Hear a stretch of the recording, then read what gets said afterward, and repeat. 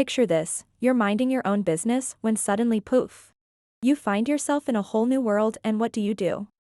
Well, naturally, you decide to play a little game of build your own harem with a never-ending parade of stunning ladies.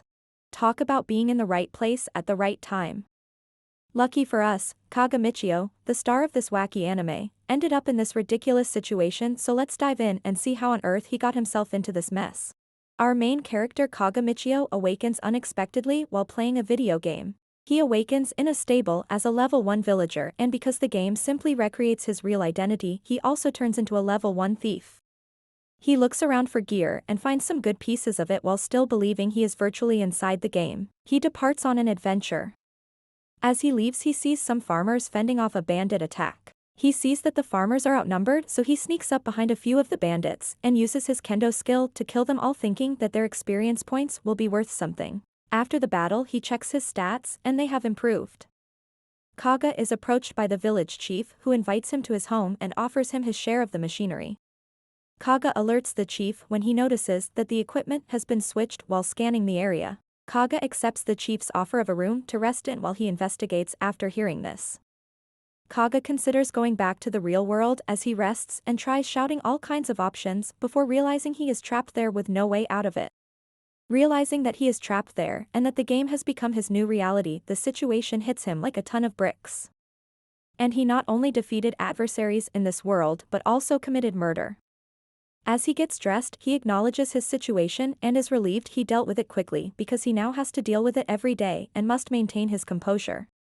The chief returns to him later that night with the bandana thief. The chief asks Kaga to choose a penalty for him, but Kaga chooses not to go against the village custom. The village's policies of selling the thieves as slaves irritate the chief. The victim receives half of the profit from that, and the family who lost a worker receives the other half. The thief's intelligence card is marked slave by the chief, who then sends him on his way. Additionally, Kaga receives the intelligence cards of the thieves so he can collect the rewards at the Vale Night Station and sell off his loot at the market the following day while putting up a carriage. The following morning, Kaga departs for Vale because the village has everything he needs for his services. He picks up his bounty at the station and continues on, where he observes that the city's atmosphere has changed. He is informed by the carriage rider that they have entered the dangerous area of the city, which also has brothels.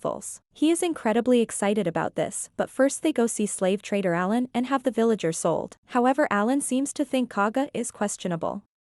Kaga is left wondering who the rider really is after he departs with the villager's share.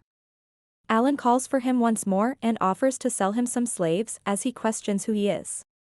Alan provides some sexual servitude, which causes his mind to wander. Just then, Roxanne, a maid, enters carrying jiggly watermelons and offers some tea. The maid is Alan's most highly recommended slave because she is a wolfkin and a beast warrior who can be useful in a labyrinth, and he notices that Kaga is happy about the maid. Kaga is also told by him that slaves do not betray their masters. They will follow their masters to the grave unless there is a will or inheritance criteria. Slaves who escape are downgraded to bandits who are unable to protest being killed. Alan continues by stating that both humans and non-humans are capable of procreation. The maid is innocent and she has given her consent. Kaga is convinced and inquires about the price. However, the amount given is too high for him, so he exits the room. The maiden stops just as he notices it. Alan gives him a 5-day window to collect his funds. Kaga sets out with the intention of claiming Roxanne for himself. 10 years later, Kaga and his slaves go back to the stable where they first met. As he scans the area, he notices Mio, a young person with unusually black hair. He believes that both the situation and age are comparable to his own.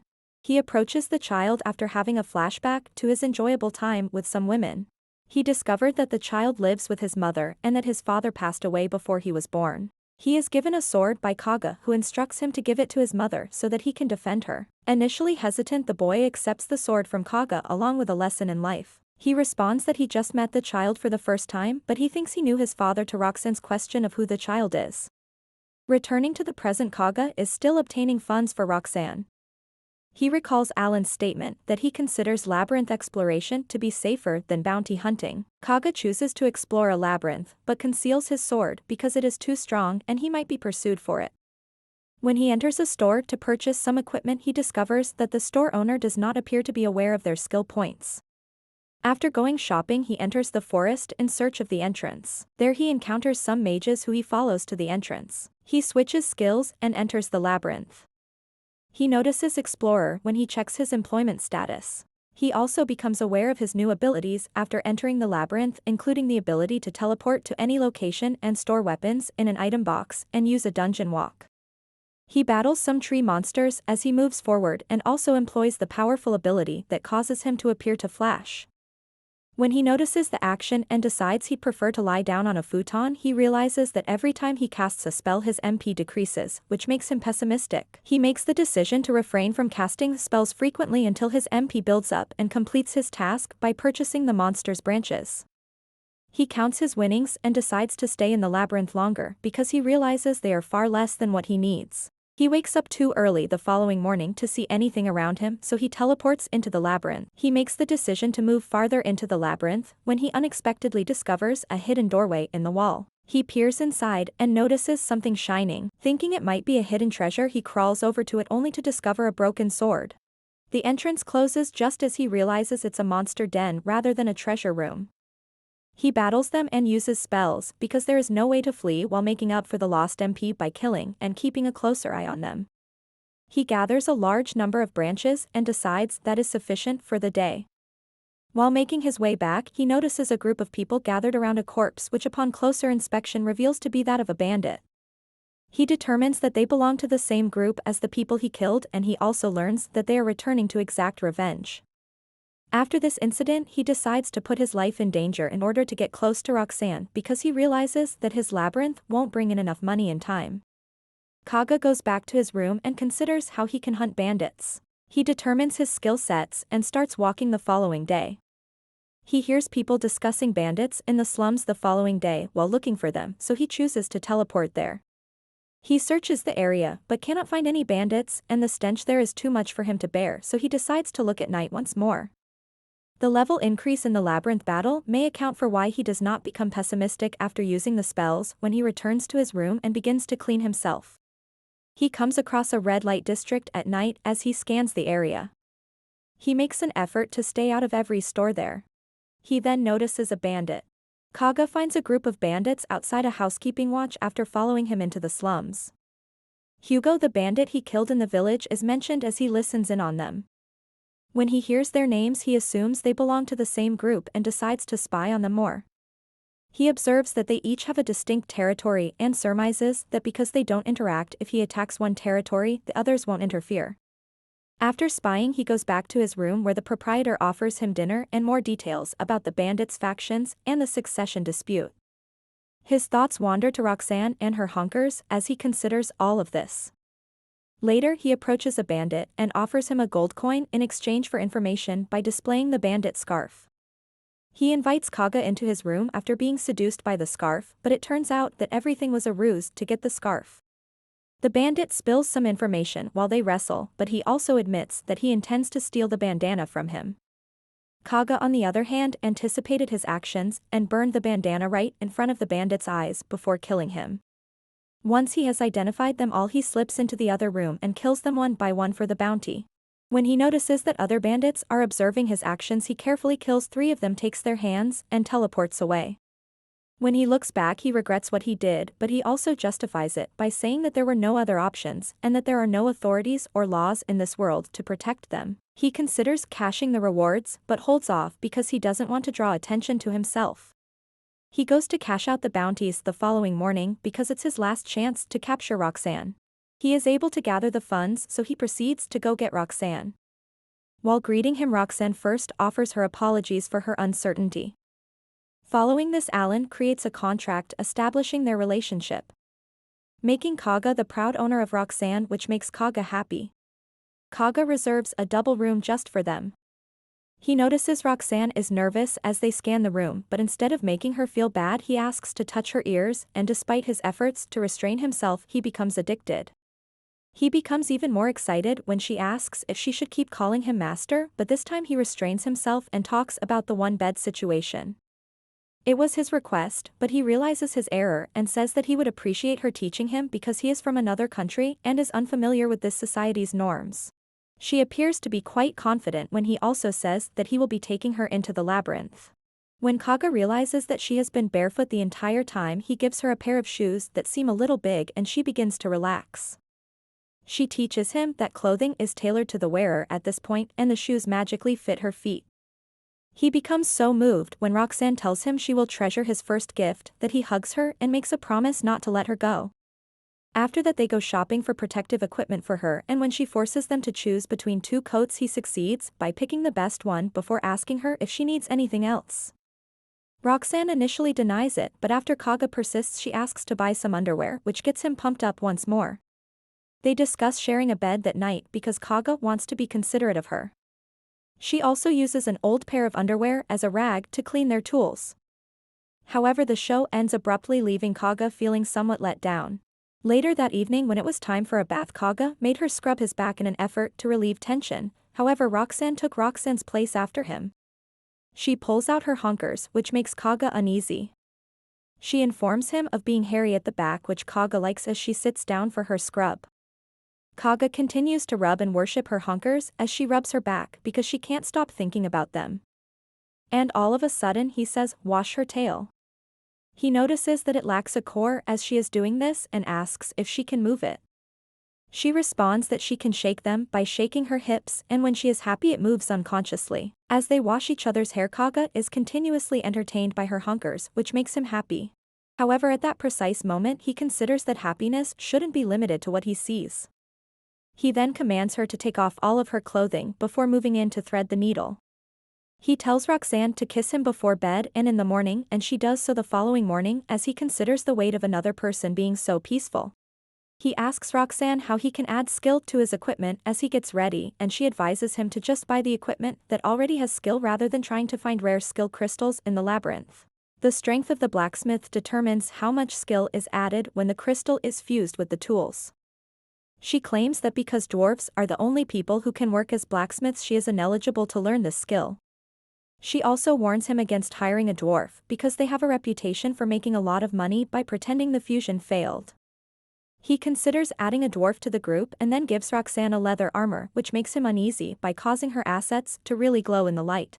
Being unfamiliar with this magic, Roxanne is startled when they teleport to the labyrinth. Roxanne leads him along as they proceed and instructs him on how to gather magic using magic crystals. Kaga decides to purchase one later after realizing its significance. Then as they continue on they come across a monster which Kaga impresses Roxanne by dispatching in a single blow. They take down numerous monsters before returning. She tells Kaga in the room that she used to be an outcast in the groups before he compliments her on her skills. Kaga tells her to sit down and to stop waiting for his instructions moving forward. When Roxanne says she likes it when he plays with her ears, he starts doing so and notices how they resemble grilled seaweed-wrapped mochi. He inquires with Roxanne as to whether he can locate it here as they were his favorite snacks from his native country, raising the question of whether he will ever go back there. Kaga assures her that he has no intention of leaving her and that he intends to keep her forever, but he also reveals that he intends to add new members to the group in order to increase its size. He interprets Roxanne's agreement as her approval of the harem. Later Kaga purchases 2 black magic crystals. Roxanne informs him that the color of the crystals depends on the magic contained within. Kaga follows her back to the labyrinth after she tells him that the first-level monsters are no match for him and that she wants to go up a floor, which surprises him because he thought the floors went down. He is informed by Roxanne that labyrinths are inhabited by growing living creatures that draw people inside, kill them with monsters, and feed on their corpses. Labyrinths grow in number as well. This makes Kaga consider how to defeat a labyrinth, which can be accomplished by slaying monsters on each level and ascending to the top floor. He inquires about spells that attack all targets as he mulls it over, but Roxanne doesn't appear to be aware of any. They eliminate 10 monsters according to Kaga's crystal. Then he learns a new spell that increases the number of magical items in his collection and turns his crystal purple. Roxanne is once more impressed. Kaga searches his spell library for a party setting which he now uses to learn about Roxanne's jobs. Only healing skills remain to be attained, he discovers as he searches. He can obtain them by engaging in hand-to-hand combat according to Roxanne. Kaga helps Roxanne try that, but when that doesn't work he tries using a lower quality sword which saps his strength, but Roxanne saves him with her impressive skills.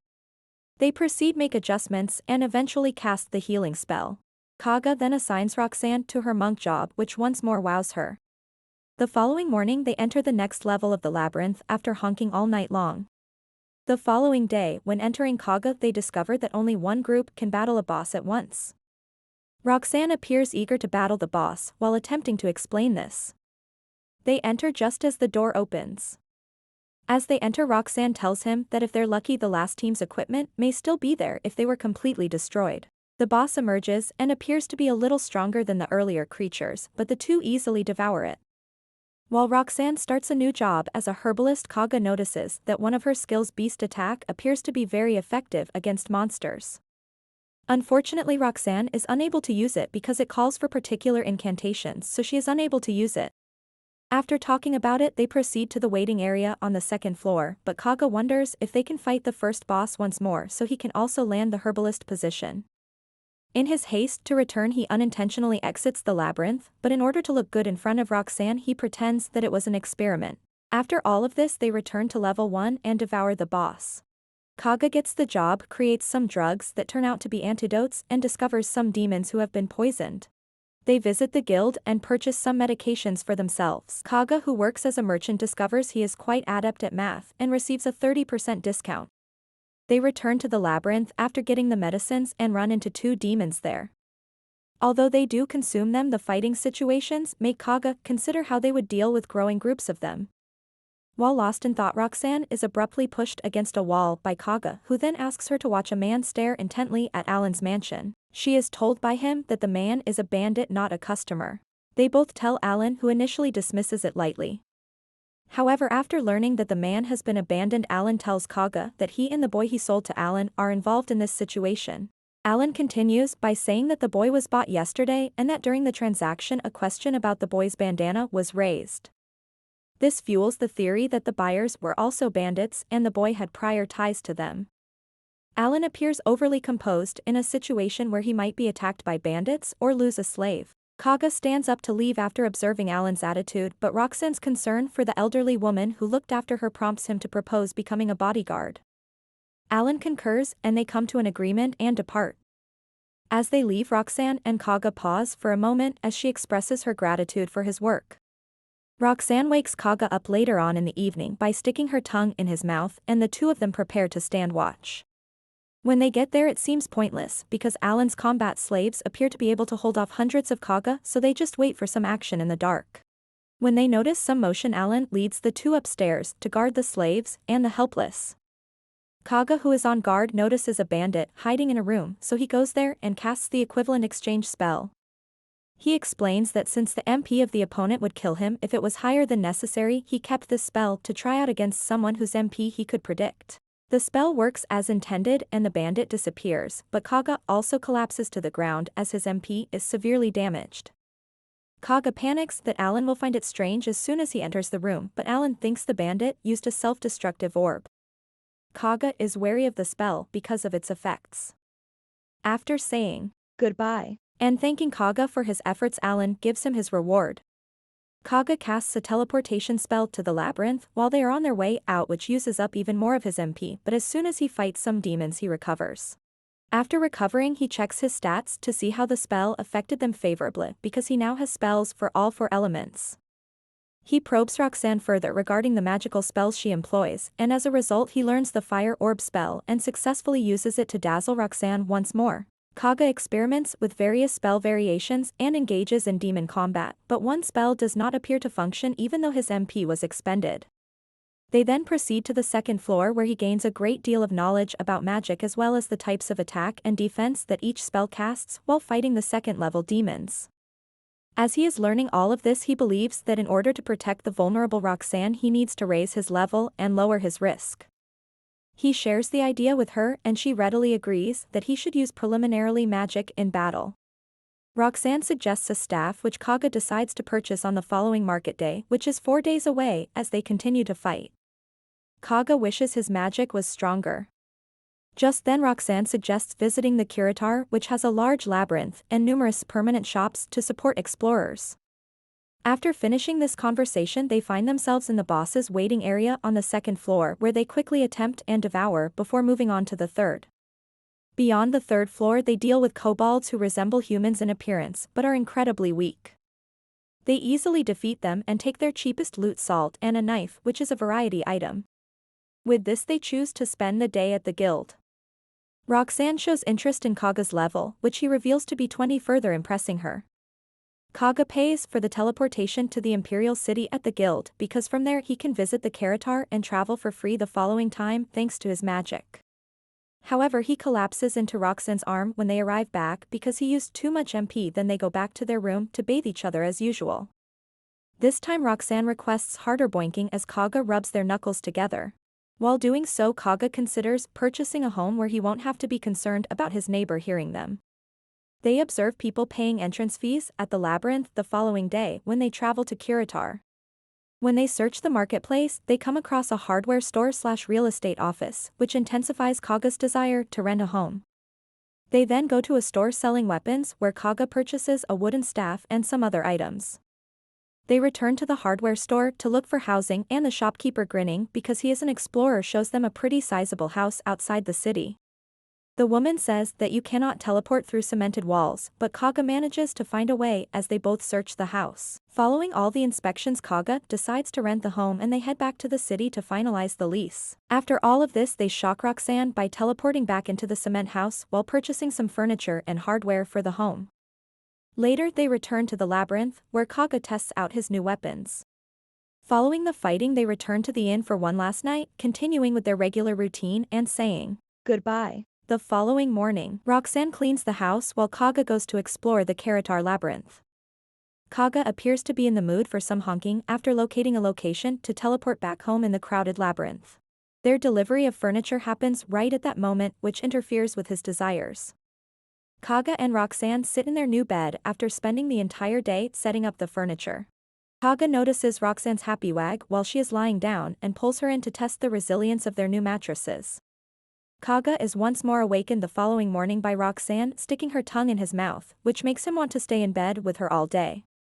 But he doesn't want to live a degenerate lifestyle, so they should go to the labyrinth to continue doing so. Kaga notices a large crowd as they pass through the first floor waiting area, and Roxanne explains that this is a very large labyrinth, so people are attempting to spend as much time as they can on the first floor. She also tells him that they have only been able to reach the 91st floor and have not yet found the last boss in this labyrinth. When the door suddenly opens and it's their turn, Kaga is somewhat let down because the first boss is incredibly weak and slow. Kaga loses her desire to fight as they proceed because of the disappointment, so they return home. Just as they arrive, Roxanne asks Kaga to accompany her while she does some gardening and asks him to take a nap. They acquire seeds and a few tools, and they create productive vegetable fields.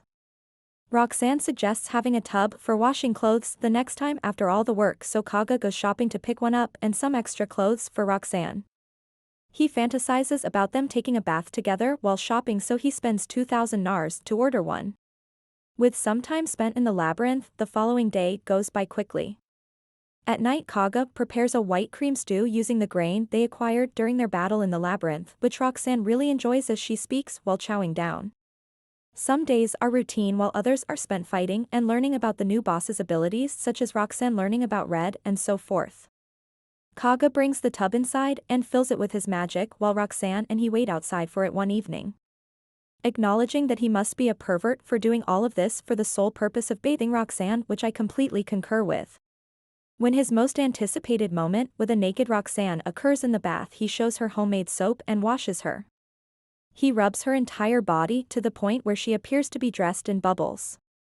After that, he removes her clothing and claims it is a time-honored method of washing the bodies of two people who are close to one another while using less soap. Roxanne begins by stripping off his clothes and rubbing her entire body against his. She offers to rub Kaga's sausage clean since all of this activity has made it erect. After soaking for a while, they retire to bed. Kaga worries about the wounds Roxanne received during the fight as she is sound asleep. Even though he has a healing spell, he decides he cannot put pressure on her and instead adds more frontline fighters to his party as a workaround.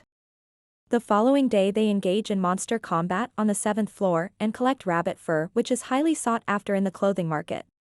They discovered a treasure chest because they arrived early. After defeating the rabbit boss, Roxanne uses the meat to prepare Shima roast, which Kaga adores. When it's their turn to enter the boss room, the boss is waiting for them, which Kaga finds, but while they are in the labyrinth waiting room, they meet a man who is battling to buy slaves like Kaga did. Unusual. Later, he finds the victim's equipment lying on the ground where the boss had defeated him earlier. As he fuses his magic crystal with the man's crystal, he begins to question the value of their lives. He cannot shake the memory of the man going missing that night. Even as he abuses Roxanne so severely, he continues to consider his future because he knows that it could involve him in the next action he takes. He is unable to fall asleep, but Roxanne notices and offers to cuddle him. This causes him to fall asleep peacefully and bury himself between her mountains. He decides to become strong now so that in the future, even if he steps onto the wrong plank, he will be able to hold on to it even if they return to fight the following day. They move on to the city to sell their 300 collected pelts after Kaga checks his item box and sees that they have. As a thank you for last night and his desires, Kaga also buys Roxanne some silk pajamas while he's at it. Kaga decided to visit the labyrinth that evening because he had lost a lot of MP while preparing the bath. He notices that the same monsters cause him to get hurt as he fights his arrogance. Later, as he is taking a bath and is thinking about his scratch, Roxanne becomes concerned. Seizing the chance, he makes her suck his scraped finger. When given the chance, he makes her suck his sausage while acting as if it hurts, enjoying the pleasures of life.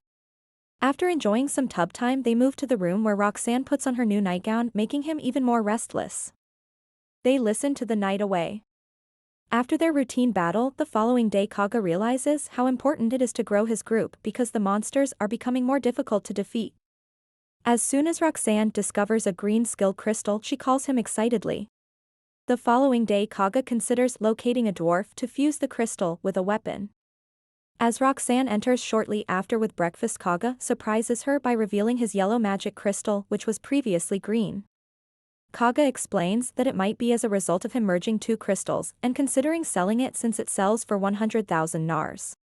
He tells Roxanne they will go visit Alan because he wants to write a will for her freedom after he passes away, after realizing he will have enough money, but Roxanne asks him not to because she is a warrior and will defend him at all costs.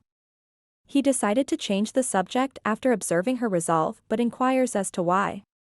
He is a wonderful man with skills and kindness, according to Roxanne. He is very clear that he is not here to achieve greatness and that he is not going to do so. They decide to visit Alan even though this topic has been abandoned because they need to increase the size of their party for the fight, and Roxanne concurs. Kaga considers acquiring a frontline warrior, particularly a woman, as the thought of having two women intrigues him. While choosing to believe that if Roxanne declines he won't bring a woman, he does allow Roxanne to join him. They discuss the situation when they see Alan. Kaga first wonders if he can find a blacksmith, but it's hard to find a good one given how uncommon they are. Hearing this, he requests a dwarf, which Alan appears to have, but she doesn't appear to be suitable for combat. He inquires after learning the dwarf is a girl, and Roxanne responds that they can always take a look first. They speak with the assertive dwarf named Sherry, who appears to have failed in his attempt to become a blacksmith. Kaga considers buying her as he learns more about how to become a blacksmith because she can develop her talent just like he did in his various jobs. Although Roxanne agrees that she is a good buy because she is not expensive, she advises getting a confirmation of her age because she worries that she might not be able to do much for a while. She explains that Sherry's ears were quite thin for 16 years old because dwarves' ears get thinner with age. Roxanne excuses herself from Alan's entrance to meet her caregiver. Alan tells Kaga about Sherry's consent and her virginity after she leaves. Kaga negotiates Sherry's price very skillfully and even manages to add an outfit for just 180,000 nars. Roxanne enters the room just as the deal is completed, and Kaga tells her about the deal. Despite appearing to be glum, she smiles on the outside. Roxanne declares her to be a nobody slave as they draw up a contract and tells her they have no trouble affording food, clothing, and a home. When Sherry heard this, she told Roxanne that she believed she was being flattering by Kaga's wife. When they get back home, Sherry remembers being perplexed when she first met Roxanne and Kaga. Despite being overwhelmed, she complies with their request that she keep it a secret. They leave to go shopping for Sherry after explaining. Roxanne is given the chance to show off her hunkers. Soon after, Kaga invites Sherry along as they prepare to visit the labyrinth. He inquires about the skill slaughter that he sees while getting ready, and she responds that it is only a theory in this world. He also discovers how uncommon jobs for adventurers are. They proceed to the 5th floor where Roxanne more impresses Sherry while Kaga tries to show off his abilities. When they get back, Sherry is perplexed to see that Kaga doesn't use incantations when using magic. When Roxanne inquires about his level, he replies that it is 33, shocking both of them since they both assumed he was still 20. They talk about his abilities, which he tells them to keep hidden. Later, when it was time for dinner, they invited Sherry to join them. Kaga begins to serve the food, serving himself first. He then prepares to serve Sherry when he feels Roxanne's gaze pierce his, making her happy. While they are eating, Kaga asks both of them what a human's special job is and if their species has any special characteristics. They both blush when they hear this. He learns from Sherry that human desires have a powerful capacity to increase. Therefore, their unique task is to provoke maniacs into considering what is wrong with humans. After a while, Kaga's perverted side emerges during bath time when he invites the two of them to bath. He washes both of their hunkers with soap before Roxanne instructs Sherry to wash Kaga by massaging him with her body. Kaga takes them both to the room and instructs Sherry to kiss him both before and after he goes to sleep, as he enjoys the comforts of his life as they take a bath. After giving the order, he kisses her before Roxanne, who thinks he made a mistake. He then makes amends by telling her that because she is the first slave, she will be the last to kiss him. He then offers a 3-way road to luxury to the two of them. They both take a moment after Kaga has fallen asleep to express their excitement about working together. Kaga checked his statistics the following morning and discovered that he had added Sex Maniac to his list of jobs and acquired a new attack. The fresh morning gives him the idea that if his desires grow, he will give in to them and create his own harem. So the show ends after he continues to purchase more and more slaves. Fellow weebs, if you enjoyed the recap, subscribe and turn on notifications for more hilarious videos. Also, if you would like to buy some cool anime keychains, go ahead and check my description below.